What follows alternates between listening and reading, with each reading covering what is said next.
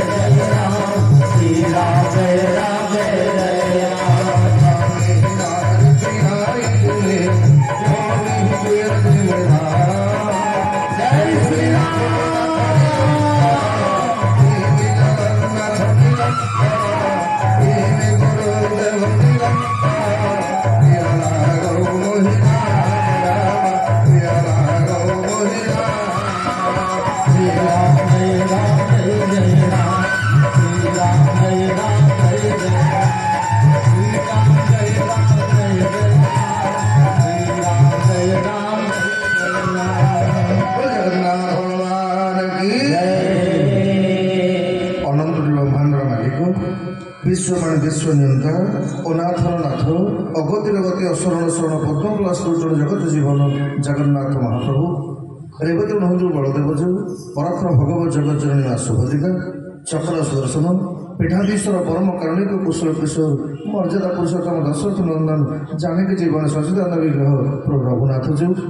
आह्लादनी शक्ति स्वरूपिणी जगत जननी उद्भव स्थिति संहारकारिणी प्रेममयी माँ जगत जननी माँ जानकी महाराणी रामकथा रसिक भक्तराज भक्त श्रेष्ठ गण्य अग्रगण्यम वीर बजरंगबली महाराज मध्य सद्गुरुदेव पूज्य पूजक बाबा बलिया पदपद्मे अनंत दंडवत प्रणाम निवेदन पूर्वक मासोत्तमी पवित्र चैत्र मासरे परम ब्रह्म श्री भगवान रघुनाथंकर प्रकट श्रीराम नवमी महोत्सवर पुण्य मुहूर्त आयोजित श्रीरामचंद्र मानस कथा ज्ञान यज्ञर कर्णधर सुपशिले श्री व्यासी महाराज धारक वृंद विग्रह से बचत समस्त ब्राह्मण मंडली सर्वोपरि बाबुली भाईना बाबुली नाना ठार आरंभ कर रवि भाईना तथा निवारण इत्यादि समस्त ब्राह्मण देवता मानक नम ब्राह्मण देवाक प्रणीत न्याय समस्त भगवान विष्णु स्वरूप ज्ञान कर अधम सेवक भक्तिभूत प्रणाम सर्वोपरि ये पवित्र कार्यक्रम को आयोजन कर श्री श्री रघुनाथ मंदिर परिचालना कमिटी समस्त सदस्य तथा रघुनाथ पतित पावन शिव सेवा समिति एवं श्रीराम नवमी परिचालना कमिटी समस्त सदस्य तेलेंगा बजार समस्त ग्रामवासी ये अधम सेवकतार भक्ति पुष्पांजलि अर्पण कर आज श्रीरामचंद्र मानस कथा ज्ञान यज्ञर पंचम विश्राम एजावत आपण मानक भगवान रस कर अवगाहित करुवा कथा सम्यक सूचना प्रदान करुवा ओडिशार आगधाड़ी कथावाचक विशिष्ट विद्वान पंडित प्रकाश चंद्र बेहेरा महोदय भगवान पावन कथा को सरस सुंदर करने वाद्यंत्र सहायता करुवा समस्त सहयोगी रवि भाईना ठार आरंभ कर मुना तथा वीरमामी इत्यादि समस्त सहयोगी शब्दंत्र माध्यम सहायता करुवा महावीर साउंड समस्त कर्मकर्ता तथा भगवान पावन कथा को श्रवण करने रघुनाथ पवित्र दरबार में उपस्थित सज्जन बंधु भक्तिमती माँ मैंने आशीर्वाद कुनि कुनि पिला माने सर्वे श्रोता वैष्णवर करी नमस्कार सर्वे पाद धूली देले मस्तक अर्थ आपण मानकर पादर धूली को मथार मौली कर आपण मान समस्त ये अधम सेवक प्रणाम आसतु भगवान से दिव्य कथा को श्रवण कला पूर्व आनंद सहित श्रद्धार सहित भावर सहित भक्तिर सहित दुई बार आपण मैंने मो सहित कीर्तन करेंगे जबकि भगवान कृपा हम कथा श्रवण करवा प्रेम सहित कीर्तन करेंगे भज श्री राम जप श्री राम कहो श्री राम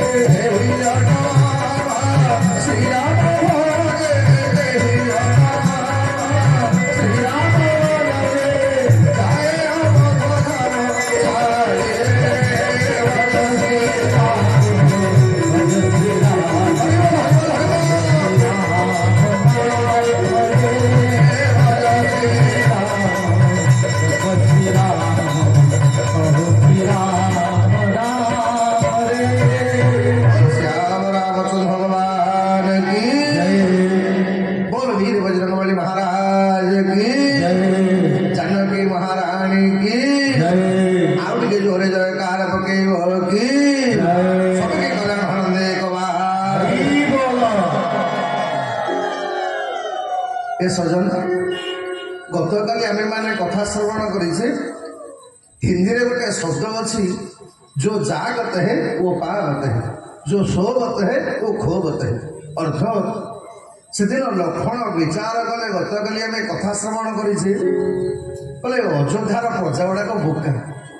आज्ञा जो पर्यंत अयोध्यार प्रजा माने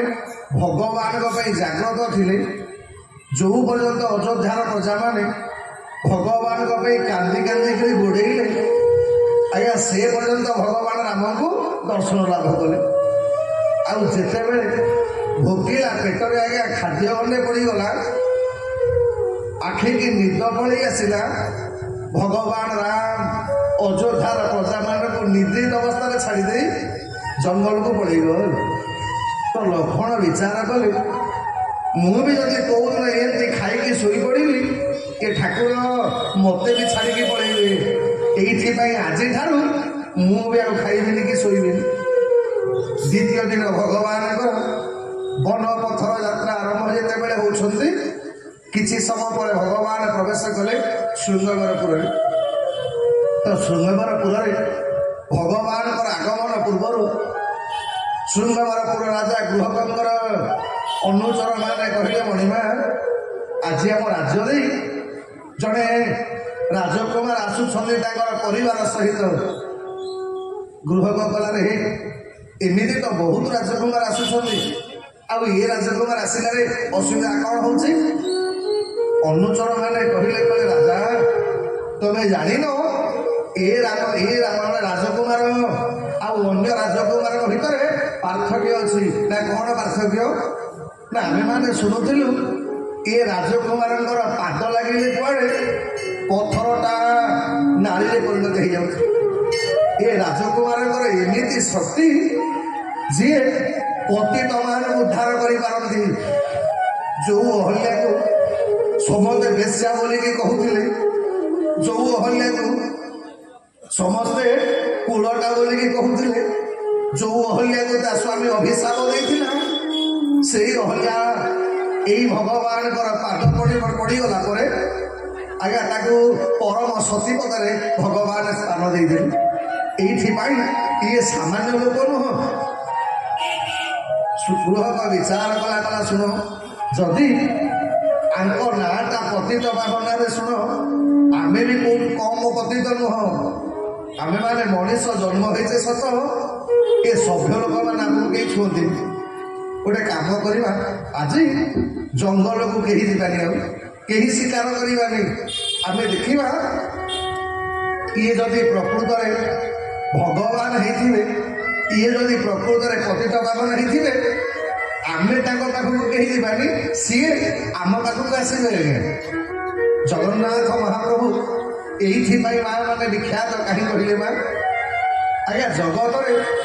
कौन सी ठाकुर मूल ठाकुर स्थान परिवर्तन करते मनकर आम रघुनाथ महाप्रभु मूल ठाकुर रहिले सिंहासन आउ ठाकुर विजय प्रतिमा आसला आज्ञा यात्रा देखा समग्र विश्व कौन सी मंदिर मूल विग्रह केते स्थान परिवर्तन करती किंतु आम जगन्नाथ महाप्रभु व्यतिक्रम कहीं कहले आज्ञा निजे जगन्नाथ महाप्रभु दीटा यात्रा कवि समाज उपेन्द्र भंजन भाषा बोले स्नान गुंडीचाए भेरी स्वयं लीलाचार पतित पावन प्रसाद बाभार श्री राम जय राम जय जय राम श्री राम जय राम जगन्नाथ भगवान की स्नान गुंडीचा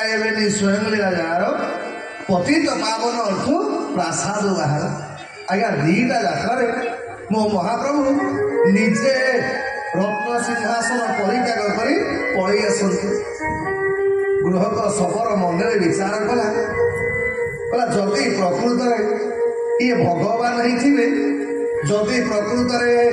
ये ठाकुर होते ये जदि प्रकृत पतित पावन होते ताले मु सामना को जीविनी सी मो पाखक आसवे ଏଇଥିପାଇଁ ସେଦିନ ବୃହତ ଜଙ୍ଗଲର ଫଳମୂଳ କିଛି ତୋଳିକି ଆଣିଲେ। ଗୋଟେ ଗଛ ଆଢୁଆଳରେ ବୃହତ ଲୁଚିକି ବସିଛନ୍ତି। ଏ ସଜନ ଯେତେବେଳେ ରଥରେ ଯାଉଛନ୍ତି ଭଗବାନ ଜାନକୀ ମାଙ୍କ ସହିତ ଲକ୍ଷ୍ମଣଙ୍କ ସହିତ ଏତିକି ବେଳେ ସୁମନ୍ତ୍ର କହିକି ଗଲେ, ହେ ବାପା ମାନେ ମା ମାନେ, ଆଜି ପର୍ଯ୍ୟନ୍ତ ଆମେ ଯେଉଁମାନେ ଭଗବାନଙ୍କ ମନ୍ଦିରକୁ ଯାଇଛେ ଆମେ ଆଜି ପର୍ଯ୍ୟନ୍ତ ବୋଧେ ଭଗବାନଙ୍କୁ କେହି କହିଛେ ଯେତିକି ବସିଛେ କୋଉନ ରଘୁନାଥଙ୍କୁ କହିଛେ ମହାପ୍ରଭୁ ଏ ଗୋଟେ ଦିନ ଆପଣ ମୋ ଘରକୁ ଟିକେ ଯାଆନ୍ତୁ କ'ଣ କହିଛୁ। ଆମେ କେବଳ ଠାକୁରଙ୍କ ମନ୍ଦିରକୁ ଗଲେ ଲମ୍ବା ଲିଷ୍ଟ ଗୋଟେ ନେଇକି ଯାଇଥାଉ ନାଇଁ। ଏ ପ୍ରଭୁ ମୋର ଏଇଟା ହେଲାନି, ମୋର ସେଇଟା ହେଲାନି, ଅମୁକଟା ହବ ସମୁକଟା ଦବ। ଆଜ୍ଞା ଆମକୁ ଦେଖିଲେ ଭଗବାନ ବିଗୁଡୁଥିବେ ନାଇଁ କାହିଁକି? କୋଉ ଦିନକ ପାଇଁ ଆମେ ଭଗବାନଙ୍କୁ କହିଲେ ଏ ମହାପ୍ରଭୁ ଆପଣ ଥରୁଟେ ଖାଲି ମୋ ଘରକୁ ଆସନ୍ତୁ। ଆରେ ଭଗବାନ ଯାହା ଘରକୁ ଯିବେ ଅଷ୍ଟ ସିଦ୍ଧି ଲକ୍ଷ୍ମୀ ଠେଲି ହେଇକି ତା ଘରେ ବସିବେ। ଆଉ ଏଇଥିପାଇଁ ଯିଏ ଜଗନ୍ନାଥ ମହାପ୍ରଭୁଙ୍କୁ ନିମନ୍ତ୍ରଣ କରିଛି ଏଇ 2023 ମସିହା ମାର୍ଚ୍ଚ ମାସରେ ଆଠଗଡ଼ ସହରର ଜଣେ ମାନେ ରହୁଥିଲେ ଆଜ୍ଞା ବ୍ଲକରେ ଚାକିରି କରନ୍ତି। ତାଙ୍କ ନାଁଟା ହେଉଛି ନବଘନ ସାହୁ। ଆଜ୍ଞା ପିଲାଟି ଦିନରୁ ଜଗନ୍ନାଥଙ୍କର ପରମ ସେବକ, ଜଗନ୍ନାଥଙ୍କୁ ଭାରି ଭଲ ପାଆନ୍ତି। ନବଘନ ସାହୁ ଛୋଟିଆ ପିଅନ ଚାକିରିଟେ କଲେ କ'ଣ ହବ ଆଜ୍ଞା? କୋଉଥିରେ ଠାକୁର ଅଭାବ କରିନାହାନ୍ତି, କିନ୍ତୁ ଗୋଟିଏ କଥାର ଅଭାବ ନବଘନ ସାହୁଙ୍କର ସବୁ ହେଲା ସିନା, କିନ୍ତୁ ସନ୍ତାନ କହିଲେ ଗୋଟେ ବୋଲିକି ଝିଅ ଠାକୁର ଗୋଟେ ଦେଲେନି ଆଜ୍ଞା। ଏଇଥିପାଇଁ ନବଘନ ସାହୁ ସିନା ଜଗନ୍ନାଥଙ୍କୁ ପୂଜା କରି ମନଟାକୁ ବୁଝେଇ ଦିଅନ୍ତି, ହେଲେ ନବଘନ ସାହୁଙ୍କ ସ୍ତ୍ରୀଙ୍କର ମନ ବୁଝେନି। ସବୁବେଳେ କହନ୍ତି ହଇଓ ପିଲାଟା ଦିନରୁ ଜଗନ୍ନାଥଙ୍କୁ ଡାକିଲ, ଏ ଠାକୁର ତ ଆମକୁ ପୁଅ ବକଟେ ଦେଲେନି, ଆମେ ବୁଢ଼ା ହେଲା ବେଳେ ଆମକୁ କିଏ ସାହାଯ୍ୟ କରିବାନି? ଝିଅଟା ତ ବାହାରିକି ପଳେଇବ ଶାଶୁ ଘରକୁ, ଆମେ ବୁଢ଼ା ହେଲା ପରେ ଆମକୁ ଖାଇବା ଦେବୁ ଦେବ କିଏ? ଆଉ ଖାଲି ସେତିକି ନୁହଁ, ଆମେ ବୁଢ଼ା ହେଲା ପରେ ଆମକୁ ସାହାଯ୍ୟ କିଏ କରିବ? ନବଘନ ସାହୁ ହସିଛନ୍ତି, କଲେ ବୁଝିଲୁ ଗଛ ମୂଳରେ ଲୁଚିକିରି ବସିଛି କଲା ସାନ୍ତେ ମୁଁ ଜାତିରେ ମୋର ଶବରଟା ମୁଁ ଏ ସଭ୍ୟ ଜାତିର ଲୋକ ମତେ କେହି ଭଲରେ ଛୁଅନ୍ତିନି, ମତେ ଛୁଇଁଲେ ଲୋକମାନେ କୁଆଡ଼େ ଗାଧାନ୍ତିବା। ଏଇଥିପାଇଁ ମୁଁ ଆପଣଙ୍କ ପାଖକୁ ଯିବିନି, ଆପଣ ମୋ ପାଖକୁ ଆସିବେ। ଆଜ୍ଞା ଯେତେବେଳେ ଭଗବାନ ରଥରେ ବସିକି ଯାଉଥିଲା ବେଳେ ଖାଲି ସୁମନ୍ତ୍ର ଏତିକି କହିଲେ, କଲେ ମହାପ୍ରଭୁ ନିଷାଦ ରାଜ ଗୃହତନ୍ତ୍ର ରାଜ୍ୟରେ ଆମେ ପ୍ରବେଶ କଲେ। ନିଷାଦ ରାଜ ଗୃହ ତ ଏଇ ସାମ୍ନାରେ। ଆଜ୍ଞା ଭଗବାନ ରାମ ରଥ ରଖିବା ଦରକାର କହିଲାନି ମା, ତଳୁକୁ ଭଗବାନ ରାମ ରଥରୁ ତଳୁକୁ ଡେଇଁ ପଡ଼ିଲେ ଦୌଡ଼ି ଦୌଡ଼ିକିରି ଗଲେ। ଆଜ୍ଞା ଗୃହକ ସବରଟା ଭଗବାନଙ୍କୁ ପ୍ରଣାମ କଲା ପୂର୍ବରୁ ଭଗବାନ ବନ୍ଧୁ କହି ଆଲିଙ୍ଗନ କରି ପକେଇଲେ। ଗୃହକ ସବର କହିଲା ସାଧାରଣ ଆପଣ ମତେ ଛୁଇଁଲେ କ'ଣ ପାଇଁ? ଭଗବାନଙ୍କର ଅସୁବିଧା କ'ଣ ହେଲା ନା ମଣିମା ଆପଣ ଜାଣିନାହାନ୍ତି? ସମସ୍ତେ କହନ୍ତି ଗଙ୍ଗା ନଦୀରେ କୁଆଡ଼େ ଗାଧେଇଲେ ସମସ୍ତଙ୍କର ପାପ ପଳେଇଯାଏ। ଆମେ କିନ୍ତୁ ସବୁଦିନ ଗଙ୍ଗାରେ ଗାଧଉଛୁ, ତଥାପି ଆପଣଙ୍କ ଭଳିଆ ସଭ୍ୟ ଲୋକ ଆମକୁ କେହି ଛୁଅନ୍ତିନି। ଭଗବାନ କଲେ ଶୁଣ, ଆଜିଠାରୁ ତମେ ମୋର ମିତ ହେଲ, ତମେ ମୋର ସଙ୍ଗାତ, ଆଜିଠାରୁ ତମେ ମୋର ସଖା। ଯେମିତି ଭଗବାନ ସାଙ୍ଗ କହିକି ଆଲିଙ୍ଗନ କରିଦେଲେ, ଗୃହସ୍ଥ ଶବର ଗୋଡ଼ ଆଉ ତଳେ ପଡ଼ିଲାନି। କହିଲା ସାରେ ଆଉ ଜଙ୍ଗଲକୁ ଯିବା ଦରକାର ପଡ଼ିବନି, ଆଜିଠାରୁ ଆପଣ ଶୃଙ୍ଗବରପୁରର ରାଜା ହେଇଯାଆନ୍ତୁ, ମୋ ପରିବାର ସହିତ ମୁଁ ଆପଣଙ୍କ ସେବା କରିବି। ଭଗବାନ ଆଉ ଡାକ ପକେଇଲା, କହିଲା ମଣିମା ଆଜିଠାରୁ ଆପଣ ମୋ ଶୃଙ୍ଗବରପୁର ନଗରର ରାଜା। ଆଜ୍ଞା ଯେତେବେଳେ ଗୃହକ ସହରଟା ତା ଶୃଙ୍ଗବରଟାକୁ ନଗର ବୋଲିକି କହିଲା, ଲକ୍ଷ୍ମଣକୁ ଆଜ୍ଞା ହସ ଲାଗିଲା। ଲକ୍ଷ୍ମଣ ଠୋକି ହସିଦେଲେ। କାହିଁ କହିଲେ? ଆଜ୍ଞା ଲକ୍ଷ୍ମଣଙ୍କ ନଜର ପଡ଼ିଗଲା ଶୃଙ୍ଗବରପୁର କହିଲେ ମା ମାନେ କେବଳ 15-20ଟା ପତ୍ର କୁଡ଼ିଆ ମା। ଆଜ୍ଞା ଭଲ କୋଠା ଘର ଗୋଟେ ବି ନାହିଁ, ନିଜର ଝୋପୁଡ଼ି ପଟିକି ଗୃହକ ସବର ଯେତେ ନଗର ବୋଲିକି କହିଦେଲା। ଆଜ୍ଞା ଲକ୍ଷ୍ମଣକୁ ହସ ଲାଗିଲା, ଲକ୍ଷ୍ମଣ ମୁହଁଟା ବି ଟିକେ ହସିଲେ। ଗୃହକ ସବର ଦେଖିଲା ସାନ ଠାକୁର ହସୁଛନ୍ତି, କହିଲା ସାନ ଠାକୁରେ ତମେ ହସିଲ କ'ଣ ପାଇଁ? ଲକ୍ଷ୍ମଣକୁ ଭାରି ଖରାପ ଲାଗିଲା। କହିଲେ ନାଇଁ ନାଇଁ କିଛି ନା। ଓହୋ ଏ ମୋ ଛୋଟିଆ ଗାଁଟାକୁ ମୁଁ ନଗର କହିଲି ବୋଲି ଆପଣଙ୍କୁ ହସ ଲାଗିଲା ନାହିଁ କି? ଆଜ୍ଞା ମନେକର କଟକ ମହାନଗର, ଭୁବନେଶ୍ୱର ମହାନଗର, ଆଙ୍କୁ ସିନା ମହାନଗର ବୋଲି କହିବେ, କିନ୍ତୁ ଗୋଟେ ଛୋଟିଆ ଗାଁକୁ ଯଦି କହିବି ଅମୁକ ମହାନଗର, ଲୋକ ହସିବେ। ଏଇଥିପାଇଁ ଗୃହକ କହିଲା କଲା ଓହୋ ମୋ ବସ୍ତିଟାକୁ ମୁଁ ନଗର କହିଦେଲି ବୋଲିକି ସାନ ଠାକୁରେ ତମକୁ ଏଇଥିପାଇଁ କଷ୍ଟ ମାନେ ହସ ଲାଗିଲା କି? ଶୁଣ, ମୁଁ ଜାଣିକି ନଗର କହିଲି କାହିଁକି ଜାଣିଛ? ଆରେ ତମ ଅଯୋଧ୍ୟାଟା ଆଉ ନଗର ହେଇକି ନାହିଁ। ଯୋଉ ଅଯୋଧ୍ୟାରେ ରାମ ଲକ୍ଷ୍ମଣ କି ରାମ ଜାନକୀ ସୀତାରାମ ନାହାନ୍ତି ସେଇଟା ଅଯୋଧ୍ୟା ନୁହଁ। ଆରେ ମୋ ଶୃଙ୍ଗବରପୁରରେ ଆଜି ଭଗବାନ ରାମ ଲକ୍ଷ୍ମଣ ଜାନକୀ ଅଛନ୍ତି, ଏଇ ଗୋଟା କହୁଛି ଅଯୋଧ୍ୟା ନଗର। ସାନ ଠାକୁର ଲକ୍ଷ୍ମଣ ବୁଝିଗଲେ, କଲେ ବା ବା ବା। ଭଗବାନ ହସିଲେ, କଲେ ବୃହତ ମିତ୍ର, ମୋର ଭାରି ଇଚ୍ଛା ଅଛି ତମ ଘରକୁ ଯିବା ପାଇଁ ଯେ, କିନ୍ତୁ ମୁଁ ଏବେ ଯାଇପାରିବିନି। ଗୃହକ ପଚାରା ସାର୍ରେ କାହିଁକି ନା ମୋ ମା ପରା ମତେ ବର ଯାଚିଛି ଯେ ମତେ 14 ବର୍ଷ ପର୍ଯ୍ୟନ୍ତ ମୁଁ କୌଣସି ଗାଁକୁ ଯିବିନି। ଏଇଥିପାଇଁ ବନ୍ଧୁ ମୁଁ ଆଜି ତମ ଘରକୁ ଯାଇପାରୁନି। କଥା ରହୁଛି ବନବାସରୁ ଫେରିଲା ବେଳେ ତମ ଘରକୁ ନିଶ୍ଚିତ ଯିବି। ତମେ ଏଇ ବାହାରେ ମୋ ପାଇଁ ବିଶ୍ରାମର ବ୍ୟବସ୍ଥା କର। ଆଜି ଭଗବାନ କହିଲେ, କଲେ ବନ୍ଧୁ ଟିକେ ଆଜି ଘୋଷଣା କରିଦିଅ, ଆସନ୍ତାକାଲି ସକାଳେ ମୁଁ ଏ ଗଙ୍ଗା ନଦୀ ପାରି ହେବି। ଘୋଷଣା ହେଇଗଲା ଶୃଙ୍ଗବରପୁରରେ ରାଜା ଗୃହଗଙ୍ଗର। ଏ ଶୃଙ୍ଗବରପୁରର କୈବର୍ତ୍ତମାନେ କାନ ଖୋଲିକି ଶୁଣ। ଆଜି ମୋର ବନ୍ଧୁ ଆସନ୍ତାକାଲି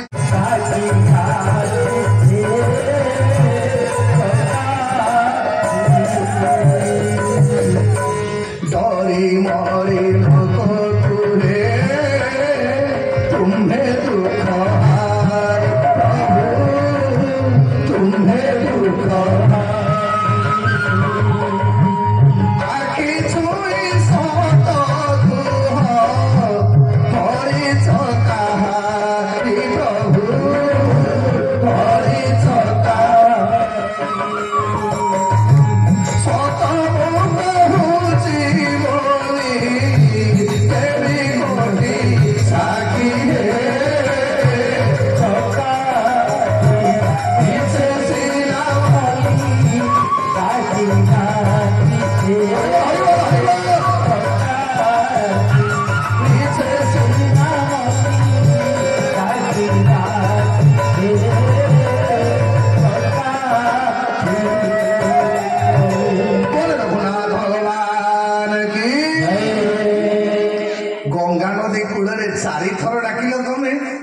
शुणिनी बोलिकी मत काला बोलिकी कहलटी हे ठाकुर मन पकईल तुम दांड दुआरे भक्त जन्म पर जन्म वर्ष पर वर्ष मास पर मास तुम दांड दुआरे को जाऊ तुम सहज तो देखनी कह मु काला ना कौन काला। भगवान मुरुकी मुरुकी हसिल कहले मागी ना बन के बटुआना कही परम तुम्हार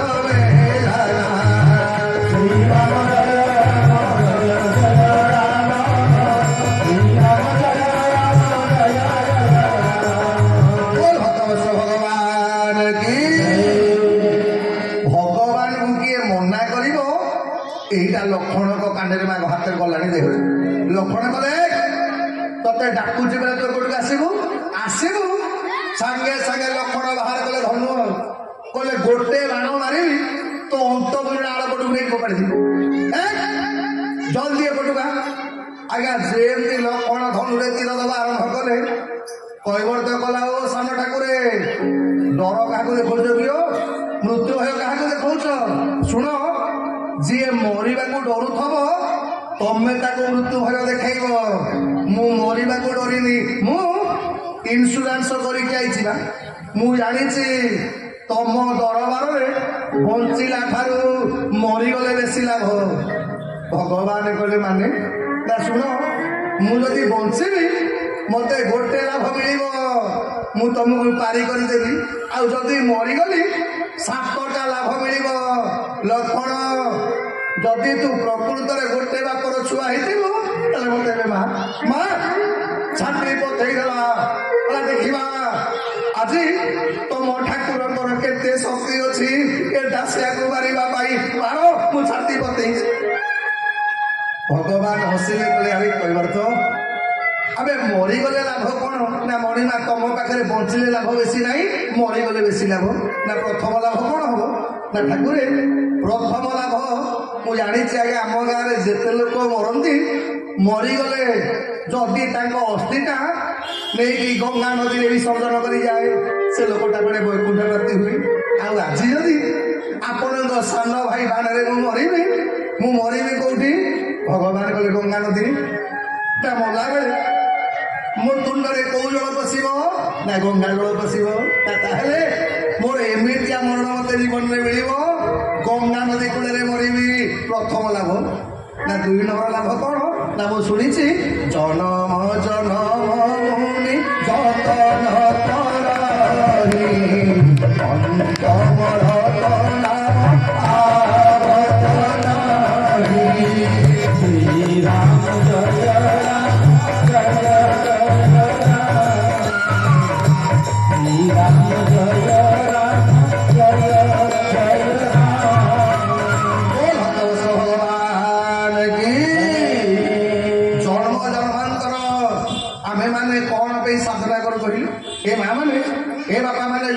कथा श्रवण करुचे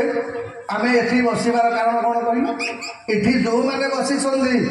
मु देखी आज्ञा सेपटे ये माँ मोर बसी पिंटू माँ आज्ञा चलने शक्ति ना किंतु भगवान कथा शुणा आसुच्च फ्लाट आमर गोपेन्द्र महांती माँ सेपटे बसी पछपटे हाथ भांगी प्लास्टर होगा बस कथा शुणा आम मुझे कौन कहे कीर्तन करने को कहली ए सजन एबे आमे माने चली पारुचे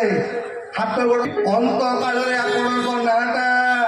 लोक माने को तुम को आसेनी एने जदि आपण को सान ठाकुर मते मारिबे आपण को नाटा कीर्तन करी की मरिबे 2 नंबर लाभ हो भगवान कहले रासिया आ कोन लाभ पाइबो ना मणिमा आपण को बापा आपण को पाइबा पई पड़े 23,000 वर्ष तपस्या करथिले भगवान कहले ना किंतु आपण को बापा मोला बेले आपण तांको पाखरे नथिबे एबे जदि आपण को सान भाई मते मारिबो मु मोला बेले गंगा नदी कूले मरिबी भगवान राम को ना कीर्तन करिकी मरिबी आ मोला बेले मो आखि सामने रे राम लक्ष्मण सीता को रूप देखिक मरिबी या बोलिकी आगे भक्त थाई पारी दासी आलो फोड़ गोड़ तले पड़ी गला सान ठाकुर तुम गोड़ तले पड़ी कि तुमको भी क्षमा करछे तुमते मारी दियो एने मरिगले ना आउ भगवान पचारे गले दासिया रे आउ कौन सुजोग पाइबू ना मणिमा सबुठार बड़ लाभ कौन हम जानिछ ना कौन ना मु मरीगले मो सबको कांधे किए नब भगवान कले कहीं तो पुओ पिला पिली देवे दासिया कले आज्ञा मो बड़ पिलाटा मात्र 8 वर्ष बयस 8 वर्षर पिला सब कांधे पार भगवान कले ना ना मु जानी आपण दयालु ठाकुर आपण मो सबटा पड़गला बेले आपण जमा मत छाड़ी जीवे बड़ ठाकुर गोटे काम करू आपण सान भाई मत मारिदेला मो सबटा को आप 2 भाई जाक कांधे टिके देवे ए जाक कि तुम आगे गोबर पानी पकेबू आउ 2 ठाकुर जाक मो सबटा को कांधे बहाई देवे लोक देखिए आज दासिया भगवान को कांधे जाऊँगी कुमार लड़ी रे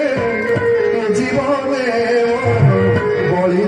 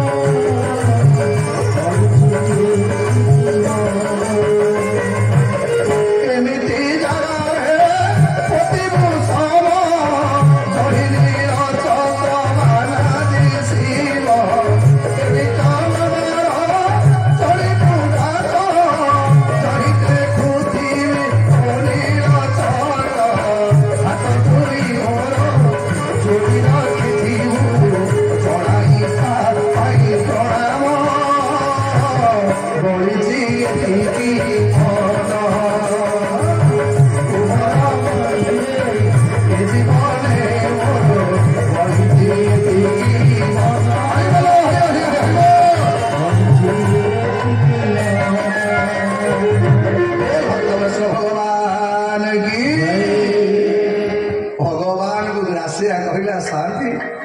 ଏତେ ବଡ଼ ସୌଭାଗ୍ୟ ଆଉ ତାପରେ ମୁଁ ଜାଣିଛି ଆଉ ତାଠୁ ଅଧିକା ଲାଭ ମିଳିବ ନା କ'ଣ ନା ମୋ ବଡ଼ ପୁଅଟାକୁ 8 ବର୍ଷ ସିଏ ମତେ ମୁଖା କିଣି ଦେଇପାରିବନି ବା। ମୁଁ ଆଇଲା ବେଳେ ମୋ ମନୋରମାକୁ କହିଛି ଏ ମନୋରମା ମୁଁ ଯାହାକୁ ପାରି କରିବାକୁ ଯାଉନି ତା ସାନ ଭାଇଟା କୁଆଡ଼େ ଭାରି ମାଗିବା ଯଦି ସିଏ ମତେ ମରାମରି କରିଦବ ମୁଁ ମରିଗଲା ପରେ ତୁ ଗୋଟେ କାମ କରିବୁ ଯିଏ ମତେ ମାରିଥବ ତା ବଡ଼ ଭାଇଟାକୁ କହିବୁ ସିଏ ମତେ ମୁଖା କିଣିଦବ। ଆପଣ ମୋ ମୁଖା କିଣିଦେବେ ଆପଣ ମୋ ପ୍ରେତ କ୍ରିୟା କରିବେ ଆଉ ମୋର 14 ଦିନ ରହିଲା ପର୍ଯ୍ୟନ୍ତ ଆପଣ 3 ଜଣ ଯାକ ଆଉ ଜଙ୍ଗଲକୁ ଯାଇପାରିବେନି। ଆରେ ମୁଁ ଗୋଟେ ଲୋକ ମରିଗଲେ ମୋ ଗାଁ ଯାକ ଲୋକ 14 ଦିନ ପର୍ଯ୍ୟନ୍ତ ଆପଣଙ୍କୁ ଦର୍ଶନ କରିବାର ସୌଭାଗ୍ୟ ଲାଭ କରିବେ। ଭଗବାନ କହିଲେ ଆଉ ଲାଭ ନା ମଣିମା ସବୁଠାରୁ ବଡ଼ ଲାଭ ଜାଣିଛ ନା କ'ଣ ନା ମଣିମା ମୋର ଫୁଟା ଡଙ୍ଗାଟା ବୋଲି ମୋ ଡଙ୍ଗାରେ କେହି ଯାତ୍ରୀ ହୁଅନ୍ତିନି এইଥିପାଇଁ ଭଲ ରୋଜଗାର ପତ୍ର ମୋର ନାହିଁ। ଦିନେ ଖାଇଲେ 2 ଦିନ ପର୍ଯ୍ୟନ୍ତ ମୋ ପିଲାମାନଙ୍କୁ ଗଣ୍ଡେ ଖାଇବାକୁ ଦେଇପାରୁନି। ଆଜି ଆଇଲା ବେଳେ ମୋ ସ୍ତ୍ରୀକି କହିଛି ମୁଁ କହିଲି ବୁଝିଲୁ ଆଜି ଯଦି ମୋର କିଛି ହେଇଯାଏ ତୁ ଜମା କାନ୍ଦିବୁନି ଯିଏ ମତେ ମାରିଥବ ସିଏ ତୋର ମୋ ପିଲାମାନଙ୍କର ଦାୟିତ୍ୱ ନବ। ମଣିମା ମୁଁ ଯଦି ମରିଗଲେ ମୋ ସ୍ତ୍ରୀ ଆଉ ମୋ ପିଲା ଅଯୋଧ୍ୟାରେ ରହିକି ଆନନ୍ଦରେ ଖାଇ ପିଇକି ରାଜମହଲରେ ରହିବେ ମୁଁ ମରିଯିବାଟା ଭଲ। ଭଗବାନ କହିଲ କ'ଣ ମାରିନି ଆକୁ ମାରିଲେ ଆମେ ଆଉ ଯାଇପାରିବାନି। ଭଗବାନ ପ୍ରେମରେ ଡାକିବି କହିଲେ ମାଗି ନା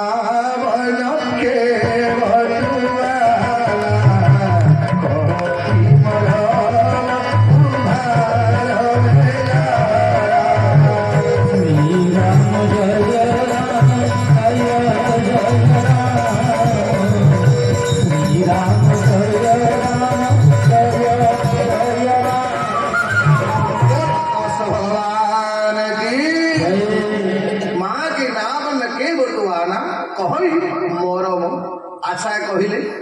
ବ୍ରହ୍ମାକୁ ନ କହିବେ ଭଗବାନ ମୁଁ ତମ ମର୍ମ ଜାଣିଛି। ଶଙ୍କର ଭଗବାନଙ୍କ ଜିଭରେ ଶକ୍ତି ଅଛି ସେ କହିଦେବେ ପ୍ରଭୁ ମୁଁ ତମର ମର୍ମ ଜାଣିଛି। ଅବଶ୍ୟ ଆଜିକାଲି କଳିଯୁଗରେ କେତେକ କଥାବାଚକ କହିବେ ଏ ଯଦି ତତ୍ତ୍ୱ ଶୁଣିବ ତାହେଲେ ମୋ ପାଖରେ ବସ। ଆଉ ଓଡ଼ିଶାରେ କେହି ଜାଣିନାହାନ୍ତି। ମୁଁ ତ କହୁଛି ଆଜ୍ଞା ସତ କଥା ଦୁନିଆରେ ମୋ ଠାରୁ ବେଳେ କି ମୂର୍ଖ ଆଜ୍ଞା କେହି ନାହିଁ। ମୁଁ ସମସ୍ତଙ୍କୁ କହେ କାହିଁକି ନା ମୁଁ ଆଜ୍ଞା ସଂସ୍କୃତ ପାଠ ପଢ଼ିନି ଜୀବନରେ କୋଉଦିନ କିଛି ଅଧ୍ୟୟନ କରିନି। ଆଜି ଯେତିକି କହିଛି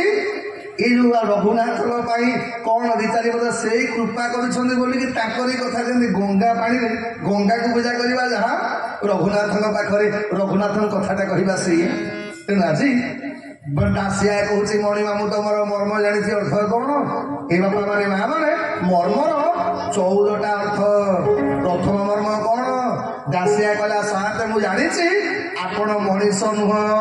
ଭଗବାନ ଏଇଟା ମୁଁ ଜାଣିଛି। ବିଷ୍ଣୁ ପଦ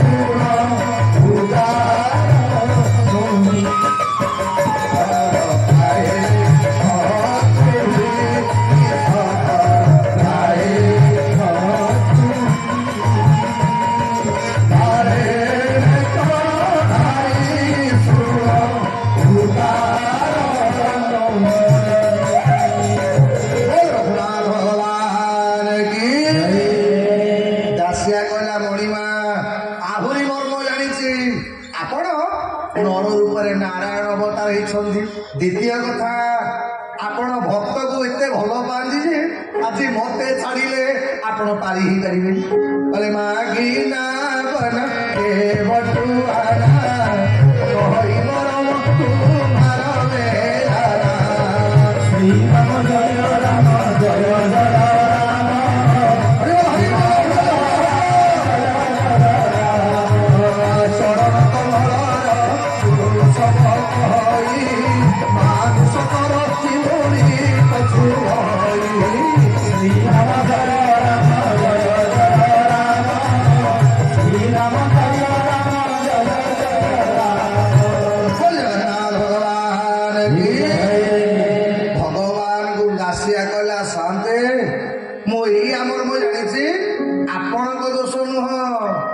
लोक मैंने कहते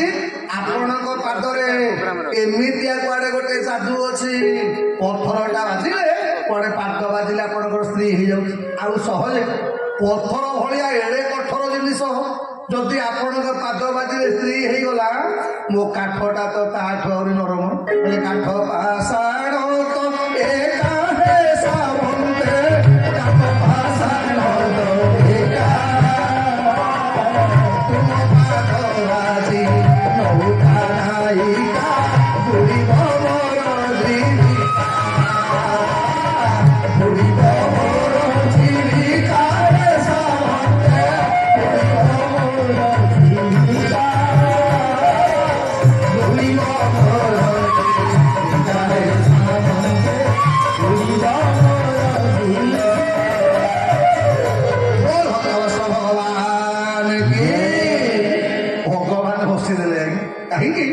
आज पर्यंत बनवास भगवान हसी नथिले जेतेबेले दासिया कहला कहला सहते आपण पाद बाजिकी जदि नौकाटा नायिका होगला माने स्त्री होगला मो बेउसा बुढ़ीब गला तो मु मरबी भगवान हसिले कहले हईरे लाभ हम रे तोर ना कौन लाभ ना हईरे गोटे चका पंचर होगले आ गोटे चकार काम चलदेबू दीटा स्त्री मिलले केते लाभ कौन जानू दासिया हसिला कहला सहते तमें आज जंगल को कर तुम बापा जदि तीनटा बाहा न था तमें जंगल को आसी न आज मुझा बाहर मो पिला जंगल को पठेबी से कथा तापर तुम जान मणिमा आज्ञा जेते आपण आज्ञा जहाँ घरे कजिया हो न से डबल स्त्री रख डबल स्त्री रखले तो डेली करमी गोटे लोकर आज्ञा दीटा स्त्री थे बुझल माँ मैंने गोटाकर चुट्टी टोटाल पाचि जाइए गोटाकर चुट्टी पूरा कड़ा आज्ञा बिचरा स्वामीटा पाड़ी करके या पाखे गोटे दिन रही गोटे दिन रहा जो दिन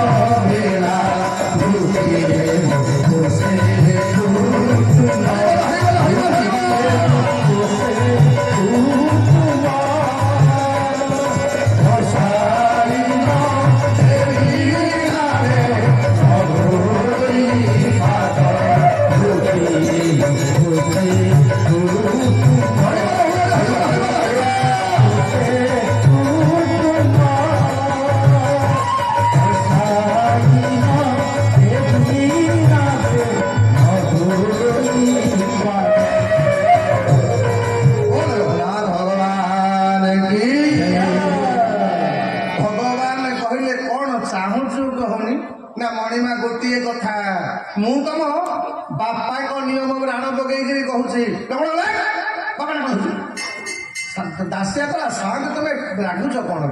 कि तुम्हें तो मागणा मारी भगवान सहित मोर कथबार्ता तुम्हें तो थर्ड पर्सन तुम्हें कहीं दुख शुण तुम माँ तुमको राण पकईले बोल तुम जंगल को आईच बा मु भाविली तुम अयोध्या राण नियमटा बेसी चले तो मु तुम बापा का राण पकईकरी कहूँ जमा टंकाटे नेबिनी गोटे कौड़ी नेबिनी पारी करी किंतु मो सत मु कहबिनी आपण मते कहिबे पाद धोईदेवी नागरे बसाई नेबी नाही मो मधुरी करू अछि दशरथ नामे एतिकी मोर दुहाई एतिकी मोर दुहाई मु सत्य करिकी कहूछि टंकाटे नेबिनी किंतु आपण पाद धोईदेवी जदि राजी जीवी नहले तमें तुम रास्ता जा मो रास्ता बस मुंड बुल बसिले आज्ञा भगवान टे हसिले हसिकी आग जानकी आड़ को अनेले ଏପଟେ ସାନ ଠାକୁର ଲକ୍ଷ୍ମଣ ଗାଡୁ ଟିକେ ଅନେଇଲେ କାହିଁ କହିଲେ ଆଜ୍ଞା ଭଗବାନ ରାମଙ୍କର ପାଦଟା ଦି ଭାଗରେ ବଣ୍ଟା ହେଇଯାଇଛି ନା କ'ଣ ହେଲା କହିଲେ ଯୋଉନ ଭଗବାନ ରାମଙ୍କର ବାହାଘର ହେଇଗଲା ବାହାଘର ପରେ ତ ଆଜ୍ଞା ସ୍ୱାମୀ ସ୍ତ୍ରୀ ଏକାଠି ରହିବେ ଇଏ ଜାନକୀ ମା ଯେତେବେଳେ ରହିଲେ ଆଉ ସାନ ଠାକୁର ଲକ୍ଷ୍ମଣଙ୍କୁ ପାଦ ସେବା କରିବାର ସୁଯୋଗ ଦେଲେନି ଯେତେବେଳେ ଦେଲେନି ଆଜ୍ଞା କିଛି ଦିନ ଗଲା ପରେ ଦିନେ ଭଗବାନଙ୍କ ନଜର ପଡ଼ିଗଲା ଲକ୍ଷ୍ମଣଟା ଶୁଖି ଯାଇଛି ଆଜ୍ଞା ମୁହଁଟାରୁ ଖାଲି କେବଳ ଲୁହ ବାହାରୁଛି ଭଗବାନ କହିଲାରେ ଲକ୍ଷ୍ମଣ ତମେ କାନ୍ଦୁଛ କ'ଣ ପାଇଁ କ'ଣ ହେଇଛି ତମର ଭଗବାନଙ୍କୁ ଲକ୍ଷ୍ମଣ କହିଲେ ଭାଇନା ଯୋଉ ଦିନ ଠାରୁ ଭାଉଜ ତମକୁ ବାହା ହେଲେଣି ସେ ଦିନ ଠାରୁ ତମ ପାଦ ସେବା କରିବାର ସୁଯୋଗ ମତେ ଦଉନାହାନ୍ତି ଏ ମଣିମା ମୁଁ ବଞ୍ଚିବି କେମିତି ଆପଣ ଜାଣିନାହାନ୍ତି ଏ ଲକ୍ଷ୍ମଣଟା ଆପଣଙ୍କ ପାଦ ସେବା କଲେ ବଞ୍ଚି ପାରିବନି ଭଗବାନ କଲାରେ କ'ଣ କରିବା ସେ ତ ବାବା ଗୋଟେ କାମ କର ଆଜ୍ଞା ତମେ ଦି ଜଣ ଯାକ ଗୁରୁଦେବ ବଶିଷ୍ଠଙ୍କୁ ପଚାର ଆଜ୍ଞା ଆଜି ଲକ୍ଷ୍ମଣ ଆଉ ଜାନକୀ ମା ଗୁରୁଦେବ ବଶିଷ୍ଠଙ୍କ ପାଖରେ ପଚାରିଲେ କହିଲେ ମା ଗୁରୁଦେବ ବଶିଷ୍ଠଙ୍କୁ ଜାନକୀ କହିଲେ ଗୁରୁଜୀ ଇଏ ଦିଅରଟା ମୋର ଚାହୁଁଛି ଭଗବାନଙ୍କ ସେବା କରିବା ପାଇଁ ମୁଁ ତ ସେବା କରିବି ଇଏ କାହିଁ ସେବା କରିବ ଏବେ ଆପଣ ନିଷ୍ପତ୍ତି ନିଅନ୍ତୁ ଭଗବାନଙ୍କ ସେବାଟା କିଏ କରିବ ବିଶ୍ୱ ଆଜ୍ଞା ସେଦିନ ବଶିଷ୍ଠ ହସିଲେ ମନେ ମନେ ଭାବିଲେ ଆଜି ମଧ୍ୟ ମୁଁ ବହୁତ ଲୋକଙ୍କର ସମସ୍ୟା ସମାଧାନ କରିଛି ଏମିତି ସମସ୍ୟା କେବେ ହେଇନଥିଲା ଏ ଠିକ ଅଛି ଏ ମା ତୁ ବାମାଙ୍ଗି ବାମା ବାଁ ପାଦଟା ସେବା ତମେ କରିବ ଏ ଲକ୍ଷ୍ମଣ ତୁ ଦକ୍ଷିଣେ ଲକ୍ଷ୍ମଣ ଯଶ୍ୟ ତେଣୁ ଡାହାଣ ପାଦଟା ତମେ ସେବା କରିବ ତେଣୁ ଗୁରୁଦେବ ବଶିଷ୍ଠ ଭଗବାନ ରାମଙ୍କର ପାଦଟା ଦି ଭାଗରେ ବାଣ୍ଟିଦେଲେ ଆଜି ଭଗବାନ ଜାନକୀ ଅନେଇଲେ କହିଲେ ଜାନକୀ ତୋରି ପାଦଟା ମାଗୁଛି ଦେବି ନାଇଁ କହ ଆଗ ଲକ୍ଷ୍ମଣ କ'ଣ କରିବା ଲକ୍ଷ୍ମଣ କଲେ ମଣିମା ଅକଳିତ ପଡ଼ିଛି ଭାଲୁ ଯେତେ ପେଲିବା କଥା ପେଲିବା କରିବା କ'ଣ ଆଜ୍ଞା ଭାଲୁ ତ ଧରିଛି ଆଉ କରିବ କ'ଣ ଆଉ ତ ଉପାୟ ନାହିଁ ଆଉ କ'ଣ ଆଜ୍ଞା ଖାଲି ସେତିକି ନୁହଁ ଏଇଥିପାଇଁ ଭଗବାନ ଜାନକୀ ଅନେଇଲେ ଲକ୍ଷ୍ମଣ କଲେ କାରଣ କ'ଣ ଏ କୈବର୍ତ୍ତଟା ପୂର୍ବ ଜନ୍ମରେ ଗୋଟେ କଚ୍ଛପ ଥିଲା ଆଜ୍ଞା କ୍ଷୀର ସମୁଦ୍ରରେ ଯେତେବେଳେ ଭଗବାନ ରଘୁନାଥ ଅନନ୍ତ ଶଯ୍ୟାରେ ଭଗବାନ ଶୟନ କରିଛନ୍ତି ଖାଲି ଭଗବାନଙ୍କୁ ସ୍ପର୍ଶ କରିବା ପାଇଁ ଇଏ କଚ୍ଛପ ଯେତେବେଳେ ଆସେ ଆଜ୍ଞା ଏଇ ଲକ୍ଷ୍ମଣ ସେ সোনা ଗଣଙ୍କ ରୂପରେ ଫଣା ଛାକି ଦିଅନ୍ତି ଖଣ୍ଡେ ବାଟରେ ଯାଇକି ପଡ଼ିବ ପୁଣି ଆଉ କେତେବେଳେ ସୁଯୋଗ ପାଇକି ଆସିବ ଗୋଡ଼ ପଟେ ଟିକେ ଛୁଇଁବା ପାଇଁ ଆଜ୍ଞା ଜାନକୀ ଲକ୍ଷ୍ମୀ ଉପରେ ଫୋପାଡ଼ି ଦିଅନ୍ତି ଏମିତି ବହୁତ ଦିନ ହେଇଗଲା ଭଗବାନଙ୍କୁ ସ୍ପର୍ଶ କରିପାରିଲାନି ଅନ୍ତ ସମୟରେ ଭଗବାନଙ୍କୁ ପ୍ରାର୍ଥନା କଲା ସାନ୍ତେ କି ମୁଁ କ'ଣ ଆପଣଙ୍କର ପାଦ ଟିକେ ଛୁଇଁ ପାରିବିନି ଭଗବାନ କଲେ ହେ କଚ୍ଛପ ତ୍ରେତୟା ଯୁଗରେ ତମେ କୈବର୍ତ୍ତ ରୂପରେ ଅବତାର ହବ ଆଉ ଏଇ ଲକ୍ଷ୍ମୀ ଥିବେ